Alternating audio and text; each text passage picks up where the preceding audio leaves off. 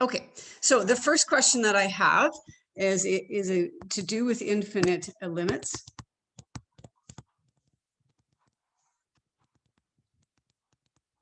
More to do with infinite series than limits particularly. And we have this formula. I think for us, it's a over 1 minus r. I know in Math 20-1, they changed the a to a t1. And the question is, convert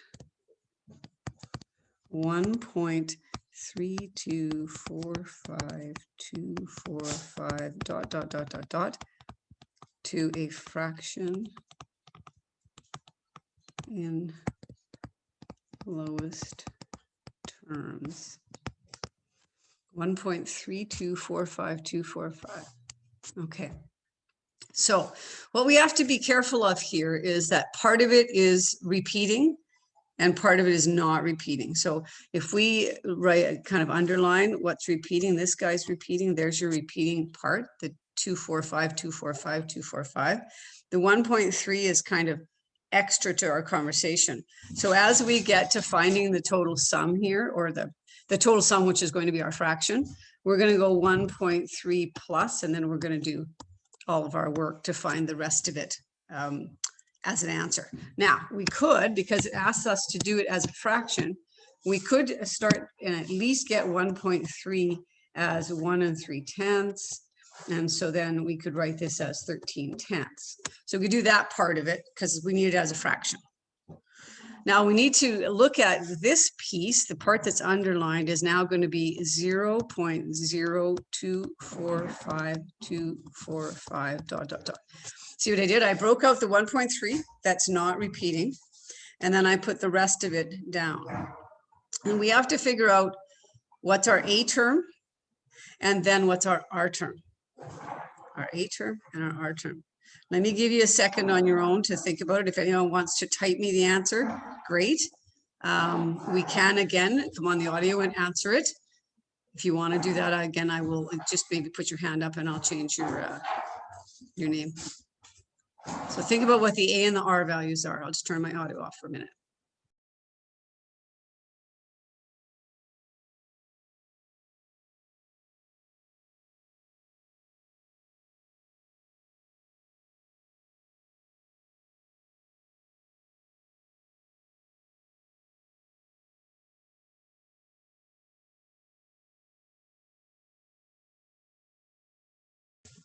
Okay, little time to think. So the A value is kind of the first, oops, someone's saying something. Excellent, we did get some right answers. Okay, so in this case, the A is not the 1.3 because it's not part of the repeat. So we kind of break the 1.3 out and leave it alone. So when we're going to do the sum of the rest of it, we're dealing with this second piece that I've got underlined here in this orange color. So the A value is kind of, we get to where it starts repeating. So A is 0.0245. And then the R value is the piece that's repeating, okay? Except we have to be cautious of where it starts repeating. So anyone want to jump in as to how we find the R value, what it is in terms of the repeat? I don't know how to ask that. What's the R value? How do you find it? Anyone want to jump in and tell us how to do that? How do we figure out what the R value is?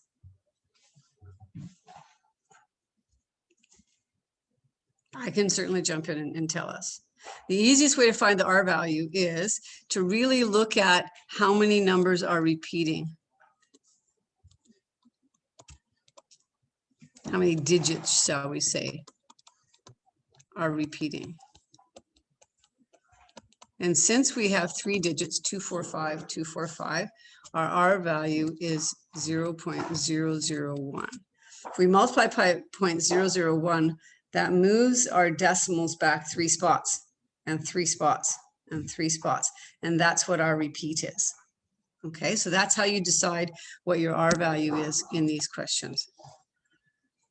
Okay, now my job is done for a moment. Anyway, now what I want you guys to do is you need to take this information that A is 0.0245 and that R is 0.001, and you need to put it into this formula. and find that part. And then we'll add 13/10 to that answer to find the final answer. So I'll go off the audio, give you a second to do that.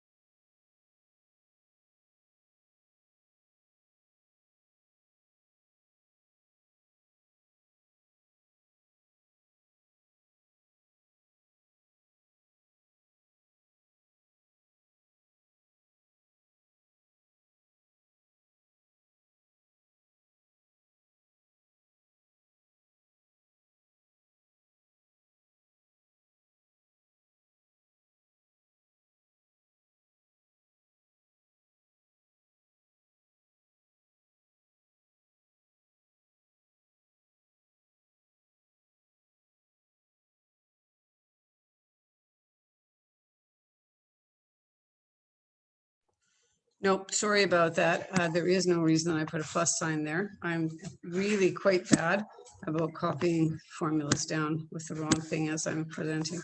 That's a minus sign. Sorry about that.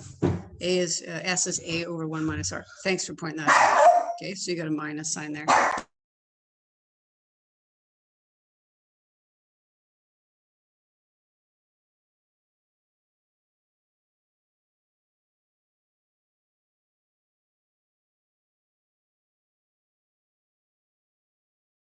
Okay, so you guys are probably way ahead of me. Again, I'm going to leave the 13/10 kind of to the end and carry it down. Let's do this piece.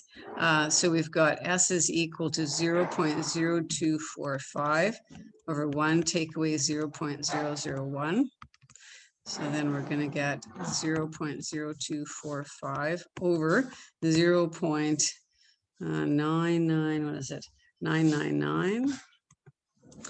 Now, if we're trying to do this into lowest terms of fractions, and we've got a decimal on the top of our fraction and a decimal on the bottom of our fraction, we can multiply the top and the bottom by something that would get rid of all the decimals, okay? So we can take and multiply this top by 10,000, four places basically, and multiply the bottom by 10,000 and move it 1, 2, 3, 4 over here, and 1, 2, 3, 4, and put a 0 on the bottom. So we get 245 over 9990. Now let's carry this down. So we have to add 13/10 to that. And so I have to make a common denominator. So I don't think the math here is too hard. Hopefully not. Kind of just long. So our common denominator here would be 9990. And so let's find what that number is. I don't have that number handy dandy. Where's my calculator here? So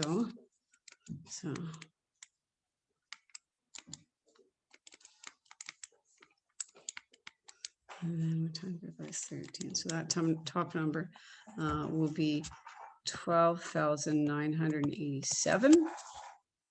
And then add that to the 245. And we get quite a large number. 13232 over the 9990. Now, I would assume that everyone knows how this lovely calculator will do all the reducing for you.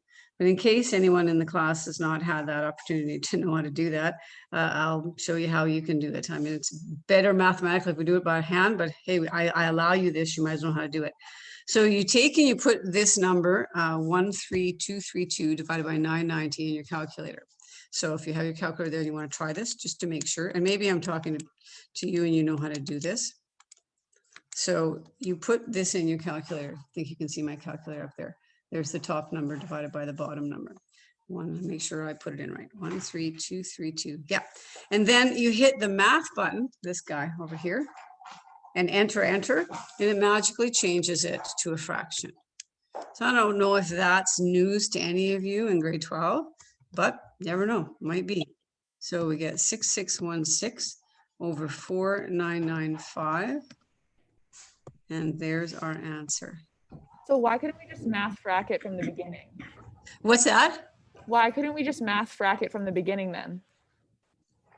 That's a good question because I want to see some work. But yes, you're right. True enough, we could just ask it to. Now, could we do that? Will our calculator, how are you going to put a non-repeating, non-terminating decimal into your calculator and have it move into a fraction? It works for us. It does work for you guys. Well, isn't that wonderful? Geez, maybe I should take this thing away. I don't believe my iteration of it. So do you just put 245 in forever? Yep. And then hit math, enter? Well, look at that. You guys can check your answers. I guess I should take these calculators away. So good point. Okay. Make sure that you're only doing it. Well, really, you could show me what you divided by here, right? But I do want to see this work. That's why lots of people don't allow you to have the calculator for sure. Okay, other questions on that one? No? Now, I thought the next one that would be logical to do is the one that was asked from the assignment. So I don't know if you have your assignment there. I can easily put it up. It's 4B. It's 1 plus x plus 1 plus x plus 1 squared. Just, again, I don't want to do it, but I think if I kind of quiz you up on how to do it, that I'm comfortable with that. So let's do that. So we have, this is page 3. The only part that confused me for that one was how it was the x plus 1, how it was the absolute value. Is less than 1. Yeah, you know, it's kind of odd they tell us that. Why do they tell us that? They want it to be less than 1. Oh, why do they tell us that? I know why they tell us that. Anyone know? So let me write it down so everyone has it. In case you don't have your booklet handy dandy, let me get it up on the board here. So anyone know why they give us that piece of information? So of course now my board has stopped working on me at all. And I can give you a hint. When we're trying to find sums of infinite geometric series, there are certain restrictions on the R value. Oops, I think someone has an answer for me. Let's see here. Sort of. So the answer was so that the terms are not always 1. That's not quite why, but you're kind of, you're dancing around the issue. What are the allowable values for R for the answer for the question to actually have a sum? What are the parameters for R? It needs to be in between -1 and 1. Beautiful. So if we say that, again, I'm trying to work hard to get my silly pen to work. I'll stop my share for a second. Sometimes that helps. I'm not quite sure why it jams on me now and again. So we know that the parameters for infinite series, oh my goodness, it's so frustrating. I'm gonna have to get a different app. Is that the R value has to be between -1 and 1. So I don't know how I get it working again. Oh, there we are, for some reason. So we write it this way. This can be written this way. That means the same thing. So then in our question, again, I didn't get the question down when my pen failed. The question is this plus this, ... And then we're talking about why in the world did they give us this as a restriction? Because that's our R value, right? It has to be less than 1. That's what we're multiplying by. okay, we were kind of like, I was talking to some other people about it, and we were kind of thinking like, well, do we have to do cases for this? Because just thinking about the absolute values from before. I know. Right? So we're like, it's only at 2 marks. Like, what do we Those do? absolute values are coming back to haunt us from module 1, right? Blah, help. Yes. So that's all you do. And then, so once you realize, so that is kind of the, I figured that maybe was the hitch. And then you do just go into the formula, throw things in and simplify. It's just a restriction so that we know that our R value is allowable and that you're actually going to get an answer that's a sum. Okay, that So it's a makes great sense. question. Okay. Awesome. Anything else so far? Okay, so I pre-prepared a few little things just so that I didn't have to write everything because as you guys know, my penmanship is not the best on this board. So I went and I made a picture of the next question that I want to put in here. So it's this guy. I might have to make it a little bit bigger. Oops, it came way down here. Okay, this is similar to one, I think, I had a question from one of you on behalf of a number of you, and it was somewhat similar to this, but it also asked about discontinuity. And so this question doesn't initially ask that, but I'm actually going to add that in as part of it. And I'm going to say state where the graph is discontinuous. And I don't need to be secretive about where I'm getting these examples from. This is from page 29 of your book. I'm just going to kind of do it out in full. I think the full solution is there somewhere. So we're going to talk about this. So I just want to make sure we're all okay with graphing. Usually the graphing part doesn't really mess people up too much, but finding the limits sometimes is a little bit bothersome. And then figure out whether a graph is discontinuous, continuous, etc. sometimes can be a conversation piece. So I'm not going to do this too perfectly, but I think I'm going to throw in, actually, I'm going to move, just give me a second. This is going to look weird for you guys for a second. I'm going to move my piece of graph paper that I have here down, if I can get it to move for me, so we can actually use it, right? Might as well, if we have it, might as well use it. That way we can get kind of a nice graph. Beautiful. Okay, there we are. Okay, so it says draw the graph initially of f at x equals x minus 1 when x is greater than 1.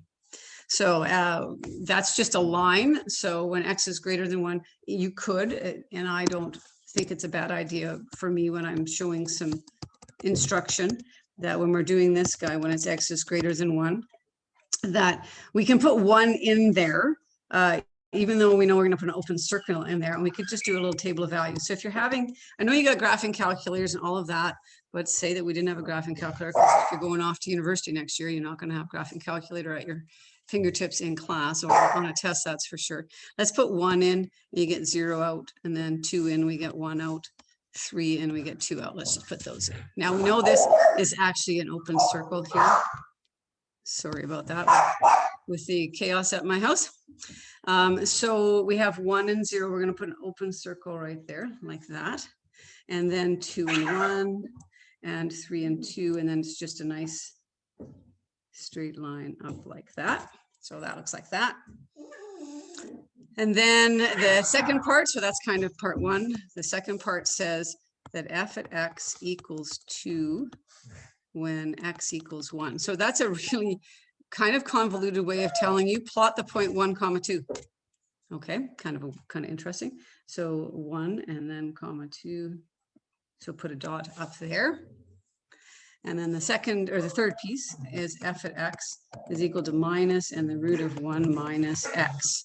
And that's when x is less than 1. So again, I'm going to start with the 1 and then just know that I'm putting an open circle there and we're going to graph it. We could do a table of values here. We could know what this looks like in general. This is a square root function that's going to, so if you know from Math 30-1, oh, and I know I've got a couple of Math 30-1 kids that are taking this course at the same time. So you might not know what the square root function kind of generally looks like. So if you've taken the course, you will, but it's kind of a sideways half parabola. Boy, that's like not technical, but that's what it looks like. So then what we've got here, when we look at this, is it's been reflected vertically and it's been reflected horizontally. Now you can do a table of values. I'm not too concerned that it's perfect here. So it's going to be an open circle here, and it's going to be coming down like that. What do we have for a y value? We'd have a 1. Okay, so we can definitely get that value to be good, and it comes something like that, a bit of a curve. Okay, try to be a little bit careful with your graphing. I don't need you to input graph paper or anything on them. Just kind of make sure that you've got them looking. Okay, so we got that graph that looks like that, kind of a weird looking graph. Now limits. We did have a conversation last time about limits, but it's just kind of introductory one. So let's talk about what the limits mean. And I think if you're partway through the module, you may already know this, but when it says the limit as x approaches 1 and then has a minus sign, that means you're coming from the minus side. So from the left. Okay, so this is saying, where do you get to as you approach the value of 1 from the left?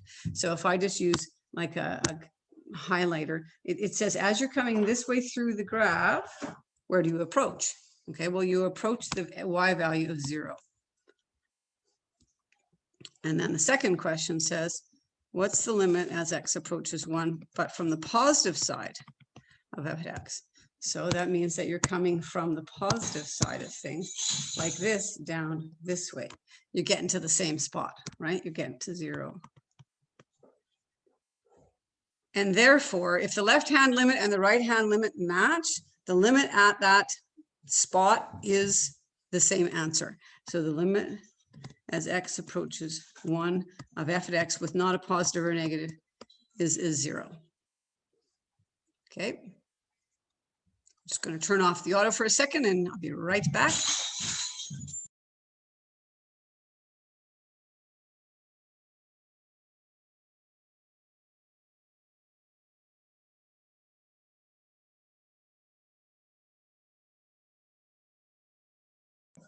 Okay, so then I added, so that's the question, the part that was typed up. I added in the question, I'm just going to make my font a little bit smaller here. State where the graph is discontinuous. Here's something that I just kind of find a little baffling, kind of weird. Some of this calculus stuff is a little weird. The discontinuity happens where? Anyone want to jump in?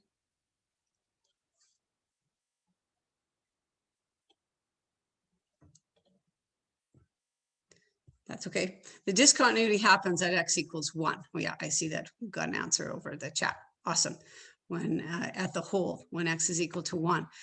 What I find interesting is that the graph can have a limit at that point, but it can be discontinuous at that point. Ooh, kind of weird. I find that a little bit weird, but anyway. So then we would say, would the discontinuity be at the point, or would you just say it's at x equals 1?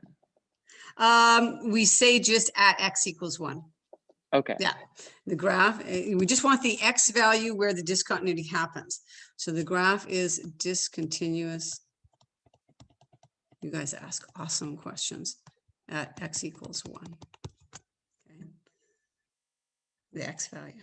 So just a little note. I know that my daughter and I had this conversation a couple of years ago when she was in high level calculus, and it was like, she asked me, I can't remember. Can a graph be discontinuous and have a limit? It's like, yeah, it can. Seems a little odd to me. Seems like they should be together, but that's not necessarily the case. Okay. All right. Onwards and upwards. Now let me have a look at that other question that was asked. You asked for 4B section 1. Okay. So this probably is a good time to talk about this one. It says draw the graph. Now, I don't know if I want to do it or if I just want to kind of talk about it. Draw the graph of f of x equals x minus 1 over x squared minus 1. Determine the limit as x goes to 1 of f of x from the graph. Where is this function discontinuous? Oh, well, that would be very apropos timely wise. Okay, so if you've got your booklet there, this is section 2. And it's number 1 we're asking about. So I think, Lauren, you asked about this one. What's the question here? Just how to do it? Are you partway through? Give me something here.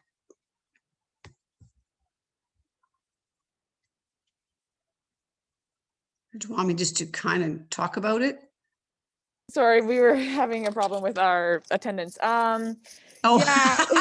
You are here, I promise. I did this question a couple of days ago, so I can't remember exactly where I was confused. I just remember I was confused. I was Okay. able to draw the graph successfully, but then Good. from there, I don't think I knew where to go. Okay, so let me talk again when it's an assignment question. I like to give you a bit of help. I don't want to kind of just do it all out. So you do have a graphing calculator. I know I'm telling you, you probably shouldn't use it, but you can graph this and find that it is a rational equation. You remember rational functions from last year?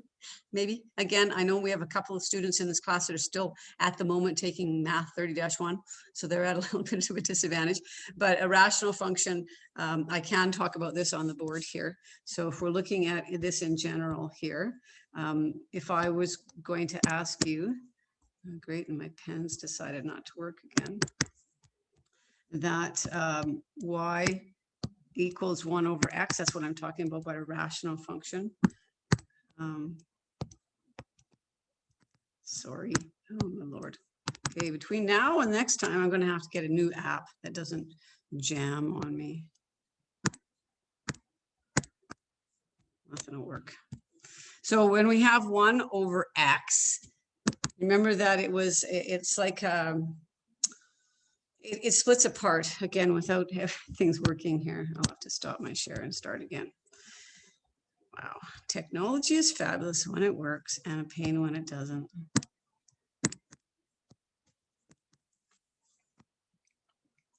Sorry, guys.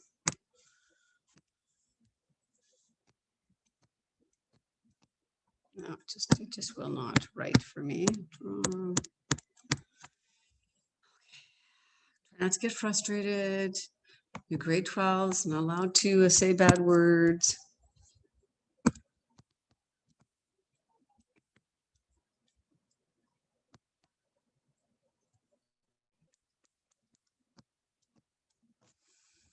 Okay, pretty hard to teach online when things don't work.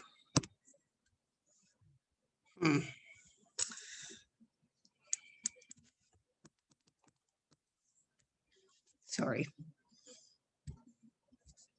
Okay, we're going to take like a 1-minute break, get up and do a little stretch. Maybe it'll start working in a second. Okay, so I'm just going to take a minute because I'm getting super frustrated that the technology is letting me down.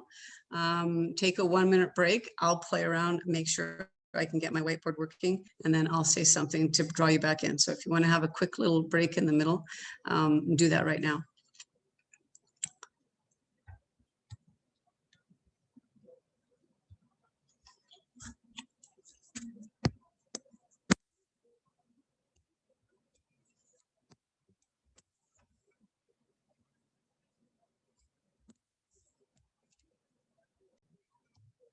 Okay, it's back working. Again, not quite sure. So if you can come on back to the, sorry about that. Frustration gets the best of me there when I'm trying to show you stuff. So that's the graph that I'm trying to refer to is just a rational function graph. And again, as I was mentioning, we have a few people that haven't probably got to this section in math 30-1. So it looks approximately like this, where it has these asymptotes. The x-axis and the y-axis are asymptotes. We're not so worried when we're doing limits about the asymptotes for the horizontal, but the vertical are important. So when you look at this question that we're talking about here, where it's asking you to draw this, and again, I'm trying to be a little cagey about offering help, but not offering too much help. We get this over this. What you could do to factor it, and again, this goes back to some math 30-1. So those students that are in 30-1 right now and in this section, definitely reach out to me. I'm saying this more for the recording than anything, so that I can give you a little bit more guidance, because those that took math 30-1 might remember that you can cancel these to figure out how to graph the graph. And then the only other thing I want to give you as a little bit of a hint is find out, okay, what's the hint I want to give you without actually giving it away? Find out where the graph is discontinuous and if there's any holes, I guess I'll say. Okay, so make sure you state, you can see on the little example that I've got up here that our discontinuity is at x is equal to 0. That would be our discontinuity on this one. On yours, it's not going to be at 1, but also make sure there is a hole in it, I guess is all I'm going to say. And if I've been too cagey, I apologize. You can certainly send me a quick email if you're not quite sure that you're right on track with that one. Okay, try not to be too cagey, but okay. So just remind me, how much time do we have? When does your class end? Got half an hour left about, do we? Oh, you guys are so excellent about using the chat. Yes, an asymptote counts as a discontinuity. Absolutely. So if I say to you, the one that's nicely outlined in green here, where's the discontinuity? The discontinuity is when x is equal to 0 on that particular one, okay? Because it breaks apart. Discontinuity means where's the graph break, and is not continuous, means, you know, that it's attached. Yeah, okay. All right, the next one that I wanted to talk about just briefly is, and this may or may not be useful to you, but I want to show it to you anyway.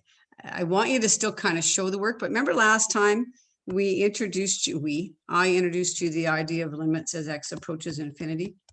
And I think we just did one question. And we did all the work, I think it was 2x squared or something like this. I'm not going to redo it necessarily, but we had something like this. And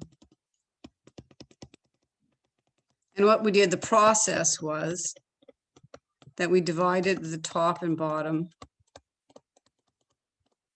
by the largest exponent. And then we reduced and found the answer. I still want you to do that work when you're asked to find the limit as x approaches infinity. However, there are 3 different answers that will happen. I don't know if you guys have picked up on the fact that there's some patterning here. And so I just thought it might be useful for you to have this in your back pocket to double check your answers, because it's always nice to feel confident that your answer is correct. So when you're doing the limit as x approaches infinity, and the exponent, now I'm not really doing a question, I'm just kind of doing a shortcut one. That's what we'll call these. When the exponent on the top and the bottom are equal, and I'm talking about the highest exponent, we found out that really all you did was you divided the coefficients of those terms, okay?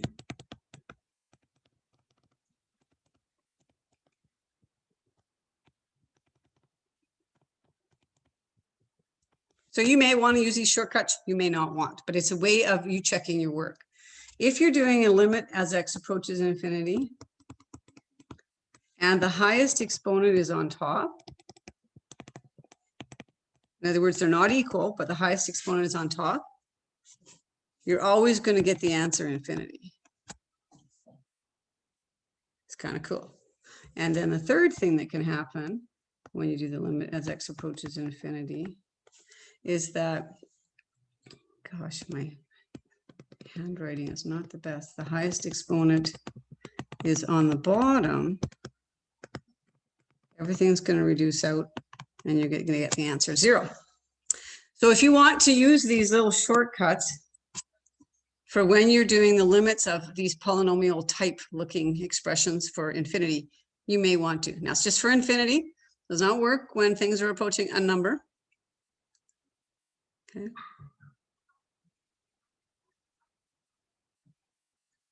Ms. Van Dusen, Okay. Yes, sir. do these shortcuts change for if the limit's approaching negative infinity? Not really. Approaching a negative infinity. No, I don't think it would. So if we had a number over number, 2 over 2, we're putting a negative number. Nope, that wouldn't change. Highest exponents on the top. The only thing I think that would change here is that this answer would be negative infinity. Right? Because it's going to go to the smallest number ever. The 0 would not change. Okay. If you find a question, send it to me and I'll double check it for you. But I don't believe so. We don't do limit as x approaches negative infinity too often, but it is there. It is there. Yeah, we had one in our assignment, and Yeah. I found a different rule that was Okay. for a polynomial one. I'm not sure if this is. Can I double check with you about that rule? Yeah. Which question are you referring to? It would be 6b. 6B. Okay, now this one's a little different because there's no fractions, right? Yeah. So what did you end up doing on that one? The rule that I found is that the limit of negative infinity of a polynomial of even degree whose leading coefficient is positive will equal positive infinity. Well, that's a really long thing. Explain that, John. I don't know if I want to go there on this one. Let's look at this one. He's asking us on page 8, 6b, says the limit as x approaches negative infinity of x minus 2 times x minus 3. The problem with this one is quite different than the ones that I'm giving you this little shortcut on. There's no denominator. There's no factoring that we can do. There's nothing we can reduce. The only thing we could do on a question like this is multiply it out. So if I don't want to exactly do the ones on your assignments, but I'm kind of concerned and I'm kind of not concerned. But what if I did ones really similar to 6b? Say it was something like the limit as approaches x negative infinity of say x minus 4 and x minus 1. Really, really, really similar. We don't have anything to cancel out in any rules that we can apply from what we're showing before because we don't have a denominator. What we could do to see if we can figure out what in the world's going on here. That's a negative infinity, sorry, hard to write, is I could do the algebra out and get x squared minus 5x plus 4. And then we sort of have to sit and think, for lack of a better term. We're going to put in a really, really, really, really, really small number and we're going to square it. So we're going to get a really, really, really small positive number. Okay, so out of here, this is going to become some sort of positive number because it's a negative number squared. Then we're going to put some sort of negative number, maybe a really little negative number. We're going to multiply by -5. This is going to turn out to be positive. And 4 is positive. Okay, so we don't know the number. We have positive infinity as an answer here. We can't do anything else on that particular one because there's nothing to cancel, right? There's no, we can't multiply by the conjugate, which is, I'm going to show you a question. My last question here is what we're going to do. There's not much to do, there's nothing to cancel. So that's the only thing we could do there is look at if we were to put a number, you know, a really, really small negative number in there, what would happen? Okay. Does that help? And Miss Van Den, Yeah. what would have happened if that coefficient in front of the x squared was negative and you had a negative infinity and a positive infinity and then that +4 on Then the that would be a negative infinity as an overall answer. You're very right about that. Yep. Okay. If that was like negative 2x squared minus 5x plus 4. Yeah. Yeah. Good question. Okay. The last question I want to pursue is similar to, where is it on your guys' assignment? Not that it really matters. I'll throw it up here and then I'll find which one it's similar to. It's a radical question. Anyway, let me throw it up and show it to you. There's a little bit of algebra that goes into these. So insert this one. All right, I had pre-prepared this guy too. I was going to do 2 more, but I'll just do this one. Where'd it go? I lost it. Oh. Okay, inserted on my board, but just not sure where. I'll find it. Okay, I'll try it again. Might have to just write it out. I think in the essence of time, I'll just write it out here. Okay, so we're doing the limit as x approaches 0.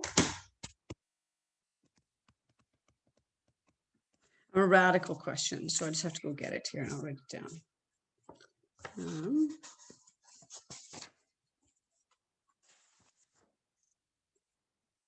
Where did I find this question? Page 41. Okay, here it is. Whoops, I said 0 and I put infinity. Sorry about that. Limit as x approaches 0 of 5 minus the root of 25 minus x over x. All right. So kind of complicated. Initially, again, when they're approaching numbers, put the number in initially, see if you can just put the number in. Every now and then you just put the number in and you're done. But you can't put the number in because the bottom here is 0 and we know we can't divide by 0. So the process for these ones is to multiply by the conjugate radical. Now, I'm not sure if you know what a conjugate radical is. So if I have the root of x plus 3, the conjugate is the root of x minus 3. Same terms, different sign. Comes from way back when you guys learned how to factor as a difference of squares. That's where conjugates came from.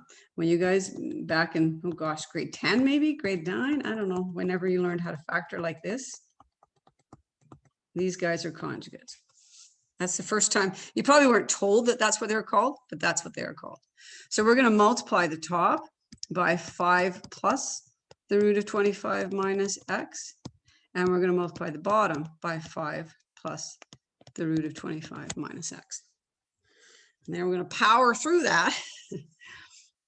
So I'll give you a minute. Do the, think of it, make sure that you put brackets around here so you're using FOIL. So that would be a wise way to do it. Things should reduce top and bottom a little bit. So I'll give you a second to do that before I jump in.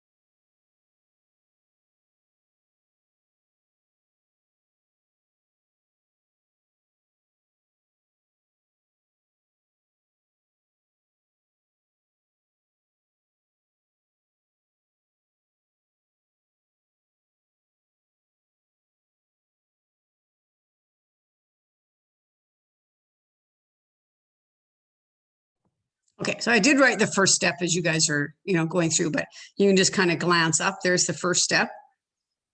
And I'll be quiet for just a little longer so you have a chance to try it on your own. These things will cancel, like we'll show you that.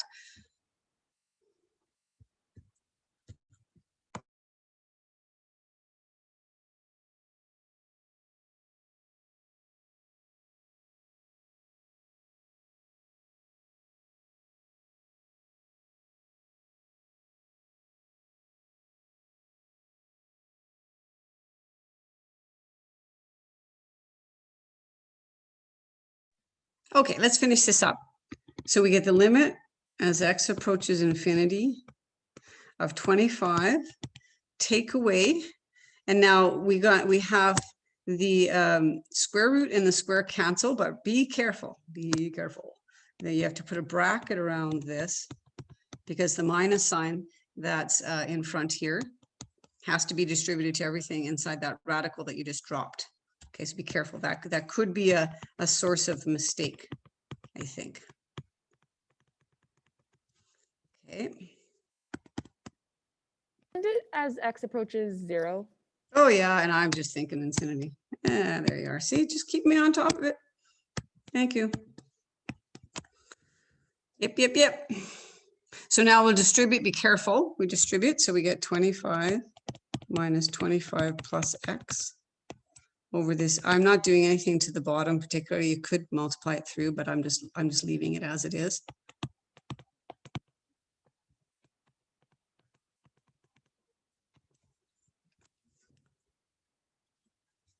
And then the 25s on top cancel.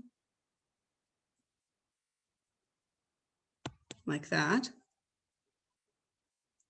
And now still, if you're looking at, still going to get 0, but you still can cancel. So maybe I'll write out one more time so you can see what the next step is to cancel. You're going to x over x times 5 plus the root of 25 minus x. Oh, I keep on putting infinity. Holy cow. Sorry. And would that plus x be negative x? Because if you have the square root of 25 minus x squared, that just gets rid of the root sign and you still have Oh, but you're subtracting it at the end there? Yeah. Okay, so be very careful. I didn't show maybe this carefully enough. I have to distribute the negative here and the negative here. So this turns into a positive. Okay. That would be, I would maybe miss that occasionally. So just be careful, right? That it's a minus out there. And then the last step down here is that the x's cancel. And now I think we can finally put 0 in, not infinity. I'm really obviously stuck on infinity here.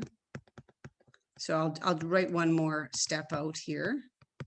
Now, as much of a pain as it is to write that limit as x approaches 0 every time, you kind of should. And now that we're putting 0 in, now we can drop it and go 1/5 plus the root of 25 plus 0 equals 1/5 plus 5. So 1/10.